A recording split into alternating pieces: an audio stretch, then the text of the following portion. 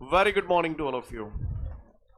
Well, इससे पिछले video में हम लोगों ने इलेक्ट्रोमैग्नेटिक वेव और साउंड वेव में डिफरेंस पढ़ा था, साथ साथ इलेक्ट्रोमैग्नेटिक स्पेक्ट्रम और उसके टाइप्स पढ़े थे और काफी सारा डिस्कशन भी किया था। जब पढ़ाया था तो आपको बताया था पोलराइजेशन की जो प्रॉपर्टी होती है वो केवल और केवल ट्रांसवर्स वेव्स में होती है ना। Polarisation is the property of transverse waves. चलिए आज हम लोग आगे बढ़ते हैं। कल जब आपको इलेक्ट्रोमैग्नेटिक स्पेक्ट्रम पढ़ाया था और स्पेक्ट्रम के साथ साथ उसके टाइप्स बताए थे और इलेक्ट्रोमैग्नेटिक वेव्स के बारे में हमने काफी बड़ा डिस्कशन भी किया था, राइट। आज समय है जो इलेक्ट्रोमैग्नेटिक स्पेक्ट्रम में हमने कल केवल 3-4 लाइनें पढ़ी थी, उसके साथ एक टेबल दी हुई थी। आज हमें वो पूरी टेबल देखनी है। तैयार है हम सब लोग? चलिए, जो बातें मैंने कल बोली थी थोड़ा सा मैं उसे रिफ्रेश करना चाह रहा हूं, तो जरा आप लोग बताएं जरा, ये गामा रेडिएशंस काहे से पैदा हुई थी? तो मैंने बताया था रेडियो एक्टिव एलिमेंट्स होते हैं, उनसे लगातार अल्फा पार्टिकल, बीटा पार्टिकल और गामा रेडिएशंस निकलती है ना। तो रेडियो एक्टिव एलिमेंट्स के डिसइंटीग्रेशन से गामा रेडिएशंस पैदा हुई थी। यस और नो? अच्छी बात है। सुना है गामा रेडिएशंस की पेनिट्रेटिंग पावर बहुत ज्यादा होती है, लोहे की मोटी से मोटी चादर को भी ये पार कर जाती हैं। इनका यूज काय में करते थे? इन क्योर ऑफ कैंसर, कैंसर के इलाज में इनका यूज करते थे। और एज अ फूड प्रिजर्वेटिव्स भी हम लोग इसका यूज करते थे। खाद्य पदार्थों को लंबे समय तक सुरक्षित रखने के लिए भी हम लोग इसका इस्तेमाल करते थे। एक्सरेज का यूज काय में करते थे? एक्सरे टूटी हुई हड्डियों का पता लगाने के लिए करते थे। मेडिकल साइंस में करते हैं इसका यूज, बोलो भैया। और क्रिस्टल के स्ट्रक्चर को स्टडी करने के लिए भी करते थे। अच्छा, ये एक्सरेज कैसे प्रोड्यूस होती थी? हाँ, हाईली एनर्जेटिक इलेक्ट्रॉन जब किसी हैवी मेटेलिक टारगेट से टकराते थे तो एक्सरेज जनरेट होती थी। मैंने सुना है किसी भी फोटोग्राफिक प्लेट पे जब एक्सरे पड़ती हैं तो उसको इफेक्ट करती हैं, बोले भैया। अच्छी बात है, ठीक है। बाकी का अल्ट्रावायलेट रेडिएशंस के बारे में हमने कोई बात की थी? नहीं की थी। थोड़ी सी बातें कर ले, फिर उसके बाद टेबल पे आएंगे। अल्ट्रावायलेट रेडिएशंस की बात करें तो सबसे पहले बताओ, आप अल्ट्रावायलेट रेडिएशंस के बारे में आप भी कुछ जानते हो? कहां से मिल रही हैं? सन से मिलती हैं। अल्ट्रावायलेट रेडियस, वैसे तो जितनी भी इलेक्ट्रोमैग्नेटिक वेव्स है वो सन से तो मिल ही रही हैं। सन एक सोर्स तो है ही है, वो कॉमन सोर्स है सभी का। बाकी का अल्ट्रावायलेट रेडिएशंस कार्बन आर्क से भी मिलती हैं। वेल्डिंग होती है, वेल्डिंग, अलग अलग प्रकार की वेल्डिंग होती है, जिसमें से एक कार्बन आर्क वेल्डिंग भी होती है। कार्बन आर्क वेल्डिंग में जब हम इस प्रोसेस को करते हैं, कार्बन आर्क वेल्डिंग के प्रोसेस को करते हैं, तो वहां पर भी अल्ट्रावायलेट रेडिएशंस निकलती हैं। क्लियर है? और एक हम लोग पढ़ेंगे इलेक्ट्रिक डिस्चार्ज, आगे के चैप्टरों में आएगा। The flow of electricity through gases at low pressure is called electric discharge. तो जहां इलेक्ट्रिक डिस्चार्ज होता है वहां पर भी अल्ट्रावायलेट रेडिएशंस निकलती हैं। जब पढ़ेंगे तब देखेंगे, ठीक है ना।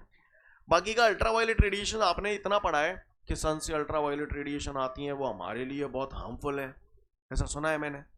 क्यों हार्मफुल है? स्किन कैंसर हो जाता है। उसकी सेफ्टी के लिए एटमॉस्फेयर में कुछ है? ओजोन लेयर, ओजोन लेयर जो सन से आने वाली अल्ट्रावायलेट रेडिएशन है उन्हें काफी हद तक एब्जॉर्ब कर लेता है। 100% नहीं कर पाता, थोड़ी बहुत आ जाती हैं। क्लियर? अल्ट्रावायलेट रेडिएशन से क्या होता है, आपने कई बार देखा होगा कि बड़े बड़े शॉपिंग मॉल्स होते हैं, शॉप्स होते हैं, उनमें आजकल एक लाइट लगा देते हैं। जब एक ऐसा मौसम आता है जिसमें कीड़े वीड़े ज्यादा पड़ते हैं तो एक ब्लू कलर की लाइट लगी रहती है उसके अंदर। क्लियर? तो वो क्या करती है, छोटे मोटे कीड़े मकोड़ों को मारने के लिए यूज की जाती है, और वो लाइट कोई और नहीं होती, अल्ट्रावायलेट लाइट होती है। क्लियर है? सन से जो अल्ट्रावायलेट लाइट आ रही है वो हमारे लिए भी हार्मफुल है, लेकिन हमारे को हार्म पहुंचाने के लिए उसका अमाउंट थोड़ा ज्यादा होना चाहिए, लेकिन उतना अमाउंट आता नहीं है, ओजोन लेयर उसे अब्सॉर्ब कर लेती है। क्लियर है? अल्ट्रावायलेट रेडिएशन का यूज छोटे मोटे कीड़े मकोड़ों को मारने के लिए किया जाता है। हमको कुछ नहीं होगा, समझ पा रहे हैं? हाँ, जरूरत से ज्यादा अमाउंट अगर अल्ट्रावायलेट रेडिएशंस के हमारे ऊपर गिरेंगी तो हमारे लिए भी वो हार्मफुल है। बात समझ में आ रही है सभी को?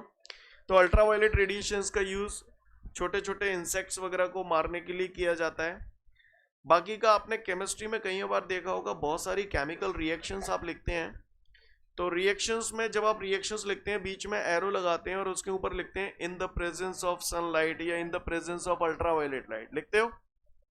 क्यों लिखते हो ऐसा?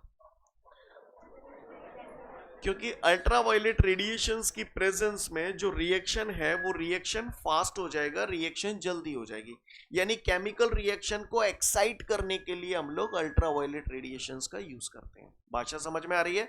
अल्ट्रावायलेट रेडिएशंस की प्रेजेंस में कोई भी केमिकल रिएक्शन जो स्लो हो रही है वो थोड़ी सी फास्ट हो जाती है। I hope you understand. Clear है? बात समझ में आ रही सभी को? जैसे पापा की प्रेजेंस में हमारी और किताबों पे जो लिखा है उनके बीच में रिएक्शन फटाफट हो जाता है ना, सेम वही कहानी है। अल्ट्रावायलेट रेडिएशंस की प्रेजेंस में केमिकल रिएक्शन फास्ट हो जाती है। यानी केमिकल रिएक्शन को एक्साइट करने के लिए हम लोग अल्ट्रावायलेट रेडिएशंस का यूज करते हैं। दूसरा, आपने कई बार देखा होगा, सीरियल्स वगैरह आप देखते हैं, सीआईडी वगैरह देखते हैं, किसी ने गन चला दी है तो पुलिस जब आती है तो गन लेती है तो एक कपड़े में रख कर लेती है। ऐसे कपड़े में क्यों रखती है? ताकि उंगलियों के निशान चले नहीं जाए, है ना।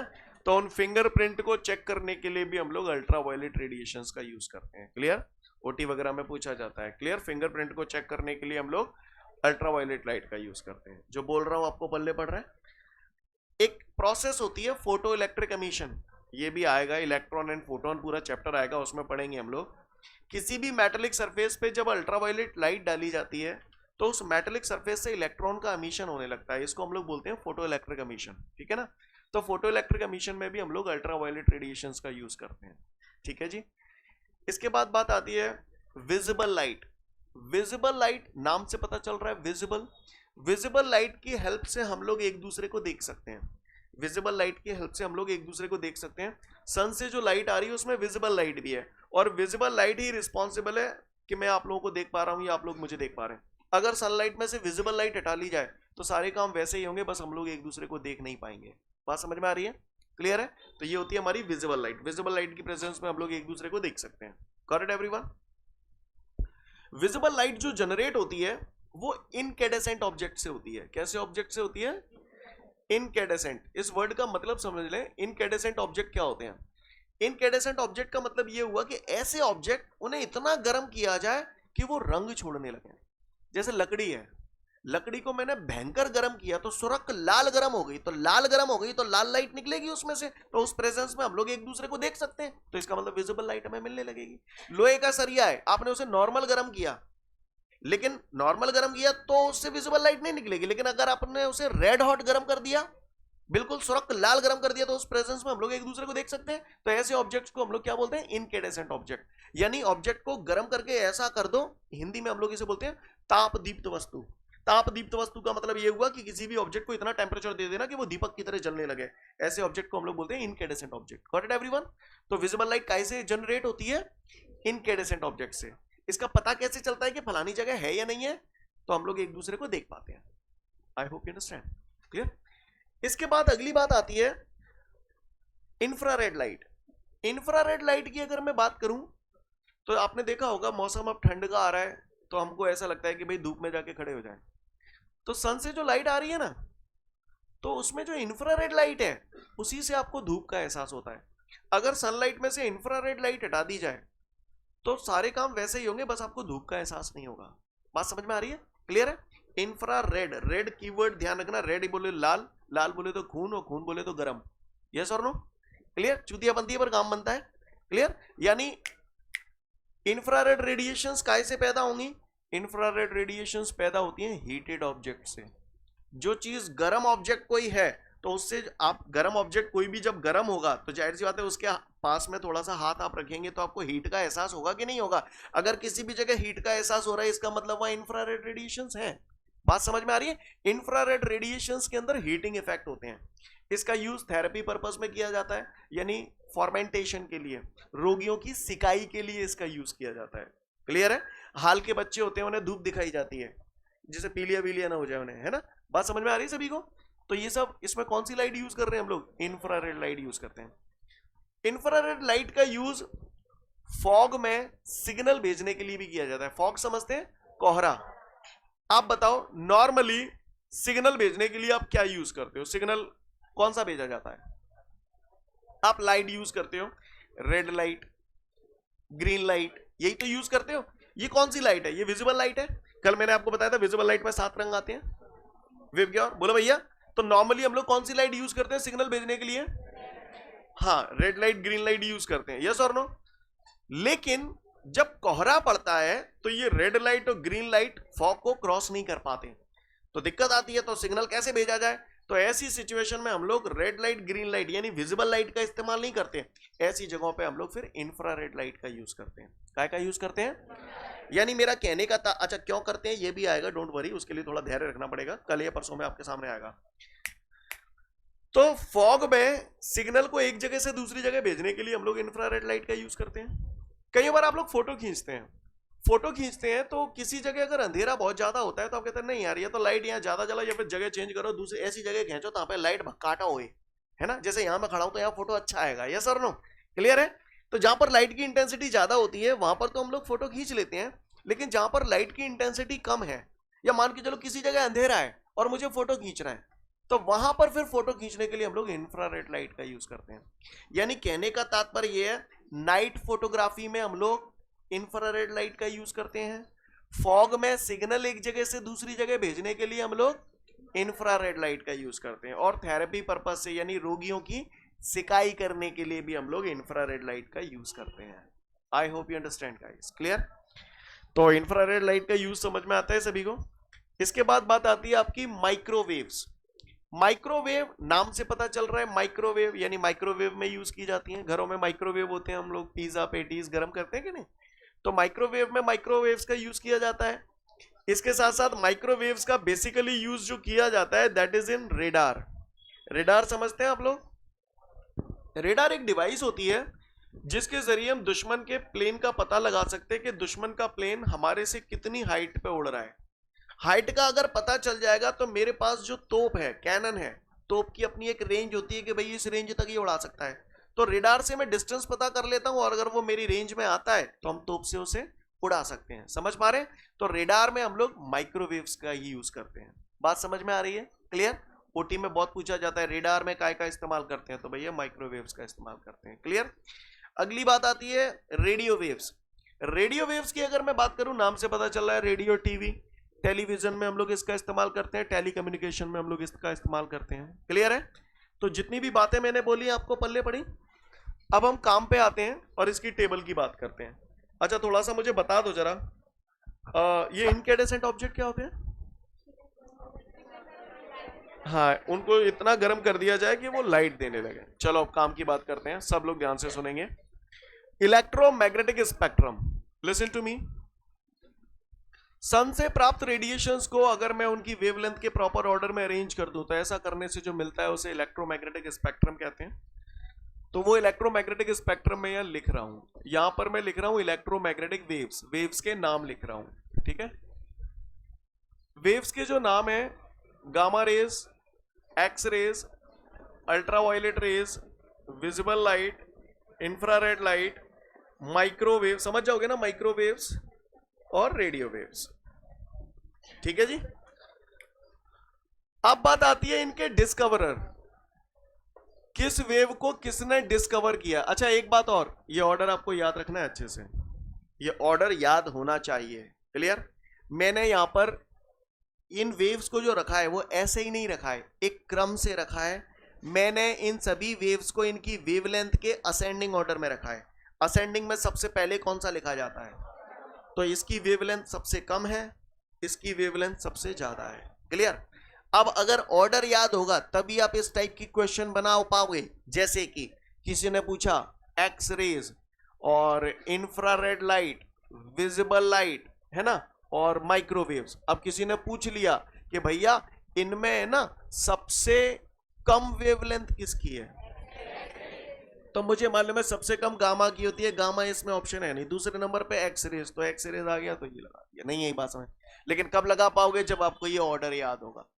इसमें सबसे ज्यादा वेवलेंथ किसी ने पूछ लिया किसकी है, तो मुझे मालूम है सबसे ज्यादा रेडियो की होती है, रेडियो दर्शन नहीं हो रहे। दूसरे नंबर पे माइक्रो, माइक्रो कहाँ है? माइक्रो, ये लो, समझ गए मेरी बात को। तो इस टाइप की ओटी कब लगा पाओगे? समझ में आई बात? आते हैं, बात समझ में आ रही है सभी को? तो इसका मतलब ये हुआ कि यहाँ पर हमको ऑर्डर अच्छे से याद होना चाहिए। जो बोला पल्ले बड़ा। मैंने यहाँ पर जितनी भी इलेक्ट्रोमैग्नेटिक वेव्स है उन्हें कौन से ऑर्डर में लिखा हुआ है? असेंडिंग ऑर्डर में लिखा हुआ है। अभी असेंडिंग ऑर्डर देखेंगे भी कैसे। डिस्कवरर, कौन सी वेव को किसने डिस्कवर किया है भैया, आपको याद ही करना पड़ेगा। क्लियर है? Gamma raise. गामा रेज की जब हमने बात की थी तो कल आप बोल रहे थे सर ये गामा अल्फा बीटा ये सब रेडियो एक्टिव न्यूक्लियट से है ना, रेडियो एक्टिव न्यूक्लियाइड से निकलते हैं। यस और नो? रेडियो एक्टिविटी आपका नाम सुना होगा, Becquerel and Curie, Henri Becquerel and Curie, सुना है कि नहीं? रेडियो एक्टिविटी की खोज मैडम क्यूरी, पता नहीं सुना है कि नहीं सुना? डिस्कवर गामा रेज का जो इन्वेंशन किया है, जो डिस्कवर किया है, बैक्यूरेल एंड क्यूरी। एक्सरेज को जो इन्वेंट किया था दैट इज बाय रॉन्जन, पूरा नाम है WB रॉन्जन। अल्ट्रावायलेट रेडिएशंस को इन्वेंट किया था रेटर। विजिबल लाइट इन्वेंट की थी न्यूटन ने। इंफ्रारेड लाइट हर्शल, पूरा नाम है विलियम हर्शल। माइक्रोवेव्स हर्ट्ज ने, और रेडियो वेव्स मार्कोनी। क्लियर?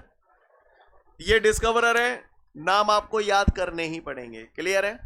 बाकी का मेन सबसे इंपॉर्टेंट पार्ट जो है इनका क्रम याद रखना बस। क्लियर? क्रम में पूछ लेगा किसकी मतलब वेवलेंथ कम होती है, किसकी ज्यादा होती है, इस टाइप के क्वेश्चन बनते हैं। अब बात आती है इनकी वेवलेंथ। क्या? वेवलेंथ को हम लोग लेटर लैम्डा से डिनोट करते हैं। वेवलेंथ की अगर बात की जाए तो पहले आप बताओ, कल मैंने विजिबल लाइट की आपको बता दी थी, कितनी होती है? 4000 एंगस्ट्रॉम से 7900 एंगस्ट्रॉम। तो मैंने कल कुछ बोला भी था, कैसे याद करना है इसको? 4000 का दुगना 8000, 8000 में 100 कम, यानी 4000 से 7900। क्लियर है? लिसन एवरीवन, अब इनकी वेवलेंथ है, चूतिया बनती है पर शायद आपको याद हो जाए। गामा रेस की वेवलेंथ होती है 0.001 एंगस्ट्रॉम से 1 एंगस्ट्रॉम। एक्स रेस की 1 से 100 एंगस्ट्रॉम, ये 100 से 4000 एंगस्ट्रॉम, ये 4000 एंगस्ट्रॉम से 7900 एंगस्ट्रॉम, ये 7900 एंगस्ट्रॉम से 10 की पावर 7 एंगस्ट्रॉम, ये 10 की पावर 7 एंगस्ट्रॉम से ये 10 की पावर 9 एंगस्ट्रॉम, और ये 10 की पावर 9 एंगस्ट्रॉम से 10 की पावर 14 एंगस्ट्रॉम। ये इनकी वेवलेंथ होती है। सबसे पहले तो नजर मारिए, धीरे धीरे करके वेवलेंथ क्या हो रही है? बढ़ रही है। 1 से 100, 100 से 4000, 4000 से 7900 बढ़ रही है। इसीलिए मैंने बोला था कि मैंने इनको इनकी वेवलेंथ के असेंडिंग ऑर्डर में लिखा है। क्लियर? अब हमें ये ऑर्डर, ये वेवलेंथ आपको याद होनी चाहिए। क्लियर? ये वेवलेंथ आपको याद होनी चाहिए। याद करने के लिए एक जुगाड़ है, और जुगाड़ वो यही है, 4000 का दुगना 8000, 8000 में 100 कम, है ना? इसमें मेन कहानी 100 की है, चूतिया बनती है, वैसे तो रटनी पड़ेंगी पर थोड़ा स्टाइल में रटोगे तो शायद याद हो जाए। 100 क्या है जुगाड़ इसकी? ऐसा ना लग रहा 100 है पलटता हुए। तो 0.001 से 1 से 100, 100 से 4000 याद कर लोगे, इजी है। फिर 4000 से 7900 आगे की याद कर लेना। क्लियर? नहीं, फोकस करो। इतनी याद हो गई 4? कहां से? 0.001 से, फिर 1 से, 100 से, 4000 से। अब अपना पूरा फोकस 7900 पे कर देना, ठीक है? 7900, ठीक है? अब 7900 से 10 की पावर 7, 7900 में सबसे पहला डिजिट 7 है, इसलिए 10 की पावर 7। फिर 10 की पावर 7 से 10 की पावर 9, क्योंकि 7900 में दूसरा डिजिट 9 है। क्लियर है? चूतिया बनती है पर काम बनता है। और फिर 10 की पावर 9 से 10 की पावर 14, 7 दूनी 14 याद कर लेना। क्लियर है? बस सीन समझ में आ रहा है सभी को? यस और नो? एक बार अच्छे से देख लो, बुलवाऊंगा। 0.001 से 100 को पलट दिया, 0.001 से 1, 1 से 100, 100 से 4000, 4000 से 7900 से 10 की पावर 7, 10 की पावर 7 से, हाँ 10 की पावर 9 से, फिर से बोलो जी 15 व 28 हुई जी, 7 दूनी 14 पे ही ना पहुंचो बहनों। हाँ शुरू कहां से थी? हाँ 0.001 से 1, फिर 1 से 100, 100 से 4000 से 7900 से 10 की पावर 7 से 10 की पावर 9 से, हाँ ठीक है। क्लियर है? हो जाएंगी याद? आगे बढ़ते हैं।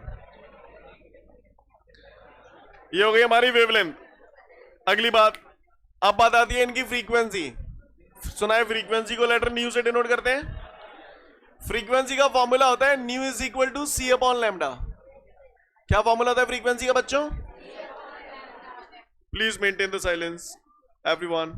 New is equal to c upon lambda, ये फ्रीक्वेंसी का फॉर्मूला है। आप लोगों को फ्रीक्वेंसी याद करने की कोई आवश्यकता नहीं है। पूछो क्यों नहीं है? क्योंकि फ्रीक्वेंसी आप लोग कैलकुलेट करके निकाल सकते हैं। न्यू बराबर सी अपॉन लैम्डा होता है। What is c? Speed of light कितनी होती है? तो स्पीड ऑफ लाइट की वैल्यू मुझे मालूम है 3 × 10⁸ मीटर पर सेकंड। और वेवलेंथ मुझे सबकी याद हो ही गई। वेवलेंथ की वैल्यू रखूंगा, फ्रीक्वेंसी निकालता जाऊंगा। यस और नो? बात समझ में आ रही है? पर फ्रीक्वेंसी वगैरह ज्यादा पूछता नहीं है, पर कैसा क्वेश्चन पूछ सकता है वो समझो। यहां से मुझे एक बात बखूबी क्लियर हो रही है, एग्जाम ओरिएंटेड क्वेश्चन जो आते हैं वो किस टाइप के आते हैं वो आप जवाब दे सकते हो। फ्रीक्वेंसी ये रही, ये क्या है? नहीं लैम्डा तो ठीक है, बोलते क्या है? फ्रीक्वेंसी और वेवलेंथ एक दूसरे के कैसे हैं? इनवर्सली प्रोपोर्शनल है यानी उल्टे हैं। अब आप बताओ मेरा क्वेश्चन, देखे कौन जवाब देता है। समझ गए? इन सब में सबसे ज्यादा फ्रीक्वेंसी किसकी है? फ्रीक्वेंसी सबसे ज्यादा किसकी है? तो सुनो सुनो, फ्रीक्वेंसी सबसे ज्यादा उसी की होगी जिसकी वेवलेंथ सबसे कम होगी। तो इसका मतलब गामा रेज। नहीं यही बात समझ? किसी ने पूछ लिया फ्रीक्वेंसी सबसे कम किसकी होगी, तो मुझे मालूम है फ्रीक्वेंसी सबसे कम उसी की होगी जिसकी वेवलेंथ, और वेवलेंथ सबसे ज्यादा रेडियो वेव्स की होती है। नहीं यही बात समझ में? अब आप बताओ ये जो ऑर्डर लिखा है ये फ्रीक्वेंसी का बढ़ता हुआ क्रम है या घटता हुआ क्रम है? घटता हुआ, क्योंकि वेवलेंथ का बढ़ता हुआ है तो फ्रीक्वेंसी का घटता हुआ। तो इसमें सबसे ये वाली जो होगी वो उसकी फ्रीक्वेंसी सबसे, फिर उसके बाद धीरे धीरे कम कम कम। कोई भी 4 ऑप्शन उसने दे दिए, पूछ लिया किसकी फ्रीक्वेंसी कम है किसकी फ्रीक्वेंसी ज्यादा है, तो आप बता पाओगे इस तरीके से? बोले भैया। अब अगली बात आती है सोर्स। आप सोर्स का मतलब बताओ। नदी, पानी का सोर्स क्या है? पानी का नदी, तालाब, कुआं, ये सोर्स है। इसी तरीके से यहां पर सोर्स पूछ रहा है, इसका मतलब वो ये जानना चाहता है कि ये इलेक्ट्रोमैग्नेटिक वेव्स हमें कहां से मिलती हैं। वैसे एक सोर्स तो सभी के लिए फिट है, सन। क्लियर? बाकी का और भी सोर्सेस हमें लिखने हैं, सन तो सब जानते ही हैं। तो सोर्स का मतलब समझ में आया क्या है? अगली बात यहां पर लिखा हुआ है डिटेक्टर। डिटेक्टर बोले तो, डिटेक्टर मतलब जासूस बोलते हैं ना, पता लगाने वाला। किसी भी जगह पर्टिकुलर वेव प्रेजेंट है या नहीं है तो इस बात का पता कैसे लगेगा, इसका डिटेक्शन कैसे करेंगे, तो वो डिटेक्टर हमें यहां लिखने हैं। और इधर हमको लिखने हैं यूजेस। क्या लिखने हैं? यूजेस। इनका यूज काय में किया जाता है। तो मैं फटाफट बातें कर रहा हूं, गौर से सुनिएगा आप सब लोग। जो भी करना है आप नहीं करना है, मैंने तो कर दिया सारा काम ज्यादातर। Gamma rays. गामा रेज कहां से जनरेट होती हैं बताओ? हाँ पढ़ा था, बताया था मैंने आपको। तो by the disintegration of radio active nuclides. बात समझ में आ रही है? पता कैसे चलता है कि किसी जगह गामा रेडिएशंस है या नहीं है? तो भैया लोहे की मोटी से मोटी चादर को भी वो पार कर जाती है, यानी high penetrating power. Scene clear है? यूज काय में? हाँ, इन क्योर ऑफ कैंसर, और एज अ फूड प्रिजर्वेटिव भी हम लोग इसको यूज करते हैं। बात समझ में आ रही है? सभी को सब लिखवा दूंगा, घबराओ मत, बस मुझे सुन लो अच्छे से, है ना? क्लियर? बात समझ में आ रही है? अब बात आती है एक्सरेज। एक्सरेज की बात करूं तो बताओ भैया सोर्स क्या है इसका, कैसे जनरेट होती हैं? जब हाईली एनर्जेटिक इलेक्ट्रॉन्स किसी हैवी मेटालिक टारगेट से टकराते हैं तो एक्सरेज जनरेट होती हैं। कैसे पता चलता है कि किसी जगह एक्सरे है या नहीं है? तो भैया फोटोग्राफिक प्लेट को इफेक्ट करती हैं। वुडन फ्रेम या आयरन फ्रेम में जो आप फोटोग्राफिक प्लेट लगाते हो उस पर जब एक्सरे डालते हो तो वो फोटोग्राफिक प्लेट को वो इफेक्ट करती हैं। जो बोल रहा हूं समझ में आ रहा है आपको? एक्सरे का यूज कहां में करते हो? क्लियर? टूटी हुई हड्डियों का पता लगाने के लिए मेडिकल साइंस में यूज करते हैं हम लोग इसका, और क्रिस्टल स्ट्रक्चर को स्टडी करने के लिए हम लोग इसका यूज करते हैं। जो बोल रहा हूं समझ में आ रहा है? इसके बाद अब बात आती है हमारे पास अल्ट्रावायलेट लाइट। अल्ट्रावायलेट लाइट की अगर मैं ये बात करूं तो अल्ट्रावायलेट लाइट का सोर्स क्या हुआ, तो इसको सुनिएगा। इसका एक सोर्स तो हो गया सन, इसके अलावा कार्बन आर्क एक वेल्डिंग होती है, उस वेल्डिंग में भी अल्ट्रावायलेट रेडिएशंस निकलती हैं। और इसके साथ साथ हम लोग पढ़ेंगे electric discharge. Clear? Electric discharge आगे बता दिया शायद मैंने अभी। इलेक्ट्रिक डिस्चार्ज आगे आने वाले चैप्टरों में आएगा। The flow of electricity through gases at low pressure is called electric discharge. तो जहां इलेक्ट्रिक डिस्चार्ज होता है वहां पर भी अल्ट्रावायलेट रेडिएशंस निकलती हैं। अब बात आती है डिटेक्शन इनका, अल्ट्रावायलेट रेडिएशन। अल्ट्रावायलेट रेडिएशंस की प्रेजेंस में फोटो इलेक्ट्रिक एमिशन का फिनोमेना हो जाता है। जब भी किसी मेटालिक सरफेस पे लाइट रे डाली जाती है अल्ट्रावायलेट, तो उस सरफेस से इलेक्ट्रॉन्स एमिट होने लगते हैं, इसको फोटो इलेक्ट्रिक एमिशन बोलते हैं। अल्ट्रावायलेट रेडिएशंस की प्रेजेंस में केमिकल रिएक्शंस भी एक्साइटेड हो जाती हैं, यानी वो केमिकल रिएक्शन फास्ट हो जाती हैं। बात समझ में आ रही है? अल्ट्रावायलेट रेडिएशंस का जो यूज हम लोग करते हैं वो हानिकारक हार्मफुल इंसेक्ट्स को मारने के लिए इनका यूज करते हैं, और फिंगरप्रिंट को चेक करने के लिए भी हम लोग अल्ट्रावायलेट रेडिएशंस का यूज करते हैं। बात समझ में आ रही है? अब बात आती है विजिबल लाइट। विजिबल लाइट का सोर्स क्या है? Incandescent object. इनकैंडेसेंट ऑब्जेक्ट समझ गए? ऐसे ऑब्जेक्ट जिनको इतना टेम्परेचर दिया जाए कि वो रंग छोड़ने लगे। समझ पा रहे हैं? तो इनकैंडेसेंट ऑब्जेक्ट से विजिबल लाइट जनरेट की जाए। पता कैसे चलता है भैया? देख पाते हैं, और यूज भी यही है कि इसकी प्रेजेंस में हम लोग एक दूसरे को देख सकते हैं। अब बात आती है इंफ्रारेड लाइट। इंफ्रारेड लाइट की अगर हम बात करें तो काई से जनरेट होती है? इंफ्रारेड, रेड, रेड बोले तो ब्लड, ब्लड बोले तो हॉट, यस और नो? तो इंफ्रारेड लाइट काई से जनरेट होती है? हीटेड ऑब्जेक्ट्स, गर्म वस्तुओं से। समझ पा रहे हैं? डिटेक्शन कैसे पता चलता है भैया? हीट का एहसास होता है, इससे पता चल जाता है कि भैया फलानी जगह इंफ्रारेड रेडिएशन है। इसका यूज क्या में करते हैं? In the fermentation of the patients, रोगियों की सिकाई करने में, और नाइट फोटोग्राफी में, फॉग में सिग्नल एक जगह से दूसरी जगह भेजने के लिए भी हम लोग इंफ्रारेड लाइट का यूज करते हैं। सीन क्लियर है सभी को?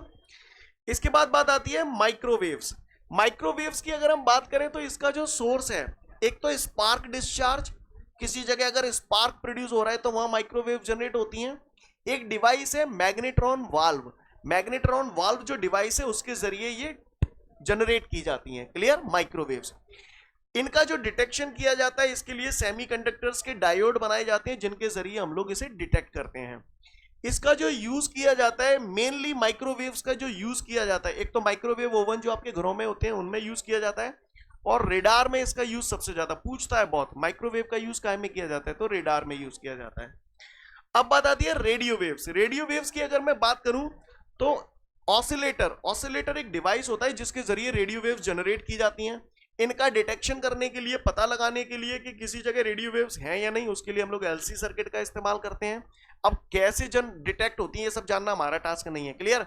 और इनका जो यूज किया जाता है बेसिकली टेलीकम्युनिकेशन में और टेलीविजन वगैरह में हम लोग इसका यूज करते हैं। बात समझ में आ रही है सभी को? कोई दिक्कत? अब मेरी बात ध्यान से सुनना। टेबल समझ में आ गई? मेन खेल पूरा इस टेबल का ही है। अब मेरे को शॉर्ट में फटाफट जरा बता दो। एक क्वेश्चन भी आपका तैयार हो गया, वो क्वेश्चन मेन है। गामा रेज का यूज क्या में किया जाता है?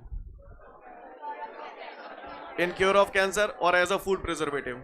एक्स रेज टूटी हुई हड्डियों का पता लगाने के लिए, क्रिस्टल स्ट्रक्चर के लिए। अल्ट्रावायलेट रेडिएशन हार्मफुल इंसेक्ट्स को मारने के लिए और फिंगरप्रिंट चेक करने के लिए। विजिबल लाइट देखने के लिए। Infrared light night photography, fog में सिग्नल भेजने के लिए। माइक्रोवेव्स रेडार में और टेलीकम्युनिकेशन में। रेडियो वेव्स ये भी टेलीकम्युनिकेशन में या फिर टेलीविजन वगैरह में। सीन क्लियर है?